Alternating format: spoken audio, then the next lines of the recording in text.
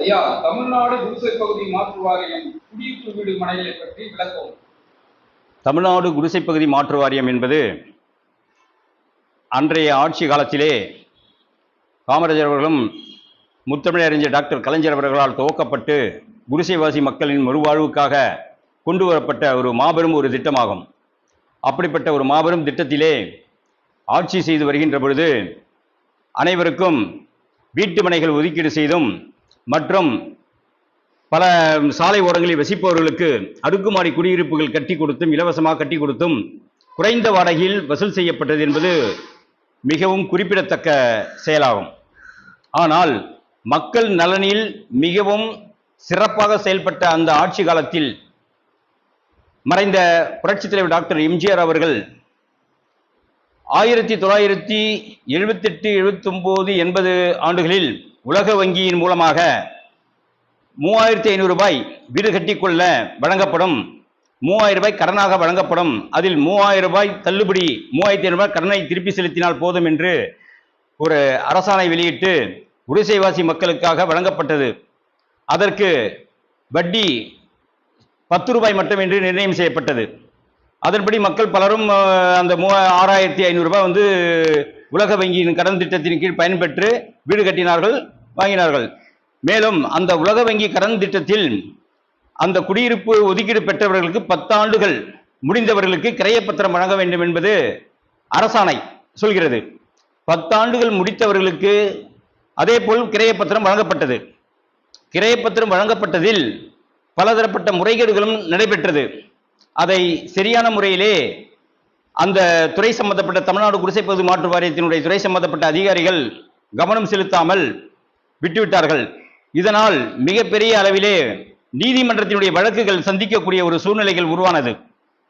உடனடியாக புதிதாக வந்த ஒரு அதிகாரி அவர்கள் 804 தடை உத்தரவு என்று போடப்பட்டு வாரிசு அடிப்படையில் உள்ளவர்கள் பெயருக்கு மட்டும் பெயர் மாற்றம் செய்து கிரையப்பத்திரம் வழங்கப்படும் என்று அறிவிக்கப்பட்டது. ஆனால் தமிழகம் தழுவி உள்ள அனைத்து வீட்டுமனை மற்றும் அடுக்குமாடி குடியிருப்புகள் வசிக்கின்றவர்கள் பலரும் தன்னுடைய குடும்ப சூழ்நிலையின் காரணமாக, வாழ்வாதாரத்தின் காரணமாக வீட்டை விற்று அந்த மனை ஒதுக்கீடு பெற்ற வீட்டு மனைகளை விற்பனை செய்து சென்று விட்டார்கள். ஆனால் பழைய நபர்கள் பெயரிலே அந்த வீட்டு மனைகளும் அடுக்குமாடி குடியிருப்புகளும் இருக்கின்றது, அதிலே வசித்துக் கொண்டுதான் இருக்கின்றார்கள். இதை பெயர் மாற்றம் செய்ய பொதுமக்கள் கோரியும் கடந்த 15-20 ஆண்டுகளாக அதை கவனிக்காமல் உள்ளார்கள். இதற்கு காரணம் என்னவென்று சொன்னால், அதனுடைய முழு சாராம்சம் தெரியாத காரணத்தினால் அதிகாரிகள் பயப்படுகிறார்கள், இதில் ஏதோ இருக்குமோ என்னமோ என்று.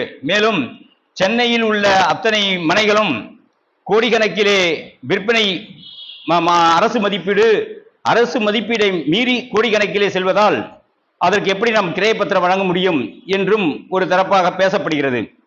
ஆகவே அரசு பொறுப்பேற்ற பிறகு தற்பொழுது யார் அந்த மனையில் வசிக்கின்றார்களோ, யார் பெயரில் அந்த மனையில் அங்கீகரிக்கப்பட்டு அவர் விலைக்கு வாங்கினார்களோ, அன்றைய தினத்திலிருந்து தற்போது வரை ஒரு தண்டத்தீர்வை அறிவித்து தற்போது வசிக்கின்றவர்கள் பெயரில் பெயர் மாற்றம் செய்து கிரையப்பத்திரம் வழங்கலாம் என்பது எனது பணிவான கருத்தாகும்.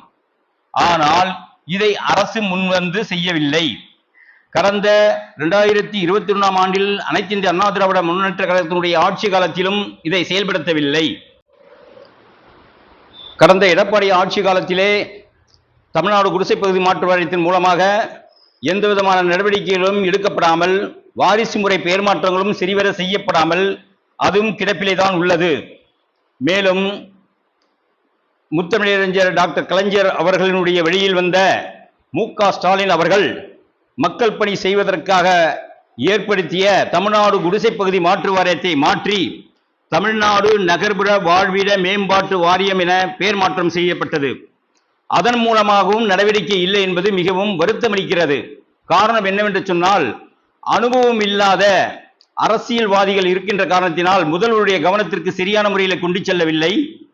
மேலும் துறை சம்பந்தப்பட்ட அதிகாரிகளும் முதல்வருடைய கவனத்திற்கு கொண்டு செல்லவில்லை.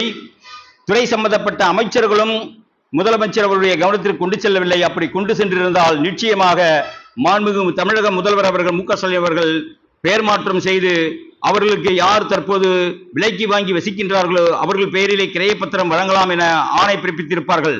ஆனால் கடந்த ஆண்டில் 2025ஆம் ஆண்டில் அனைவருக்கும் கிரையப்பத்திரம் வழங்கப்படும் என்று வீடு வீடாக விண்ணப்பங்களை கொடுத்து விண்ணப்பங்கள் பெற்று அதை பூர்த்தி செய்து கொடுத்தால் விலைக்கு வாங்கியவர்களுக்கு கிரையப்பத்திரம் வழங்கப்படும் என்பது பெறப்பட்ட விண்ணப்ப கோரிக்கை விண்ணப்பங்கள் எந்த விதமான நடவடிக்கை இல்லாமல் கிடப்பில் போடப்பட்டுள்ளது.